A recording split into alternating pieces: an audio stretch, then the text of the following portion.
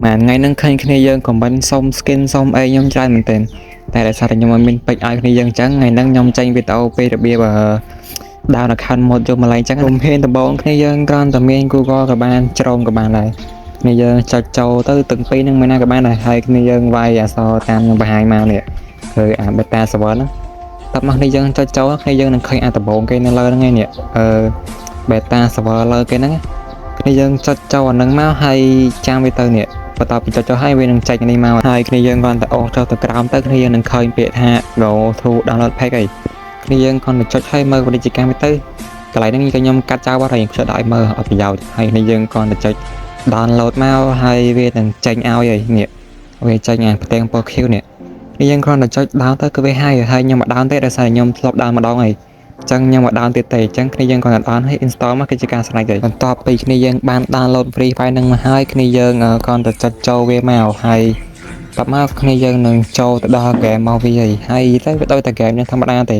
តែបញ្ជាក់គ្នាយើង account mode នេះគឺវាអាចឲ្យគ្នាយើង connect ជាមួយនឹង Facebook ឬក៏ Gmail បានទេគឺគ្នាយើង connect បានតារូបមនុស្សនោះនេះមិនបានតារូបមនុស្សនេះទេ Gmail connect បានទេណាគ្នាយើង content ចុច connect មកគ្នាយើងនឹងចូលទៅដល់កន្លែង server របស់វាហើយគ្នាយើងcònតែដាក់ឈ្មោះដាក់អីមកហើយមួយទៀតគ្នាយើង complete screenshot ជាមួយនឹង ID គ្នាយើងទុកផង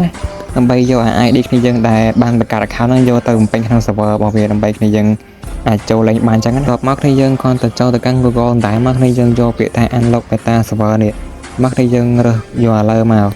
តមកវានឹងចាញ់ឲ្យគ្នាយើង connect ជាមួយនឹងអីគ្នាយើង Discord ឬអីចឹងទៅគ្នាយើងយកអាក្រៅមកតាប់បន្តិចគ្នាយើងគ្រាន់តែយក ID ដែលខ្ញុំប្រាប់គ្នាយើងឲ្យថតទុកមិញហ្នឹងយកវាមកបំពេញក្នុងកន្លែងហ្នឹងមកហើយវាហើយជាការស្រេចហើយវាអត់មានអីបាក់ទេ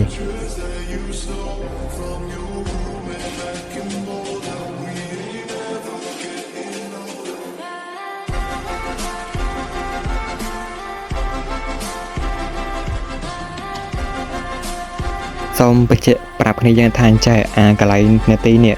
បើគ្នាយើងឡើងផុតនាទីហ្នឹងគឺវាបាន account យើងចោលហើយដល់ពេលអញ្ចឹងគ្នាយើងឆ្ងល់ទៀតហើយបងបើវាបាន account អញ្ចឹងយើងលេងមិនកើតទៀតហើយពេលយើងកុំភ័យគ្នាយើងអាចបង្កើត account ថ្មីយកមកលេងបានតែជាចង់ក្រោយគ្នាយើងcònទៅចូលទៅប្រទេសដែលគ្នាយើងចង់លេងមកដូចជាអ្នកសិង្ហបុរីប្រេស៊ីលឥណ្ឌូនេស៊ីឥណ្ឌាអីហ្នឹងហើយបើគ្នាយើងធ្វើបានគ្នាយើង complete comment នៅខាងក្រោមផងណាបាយបាយ baby មានស្នេហ៍ជូនពរឲ្យបានឆាប់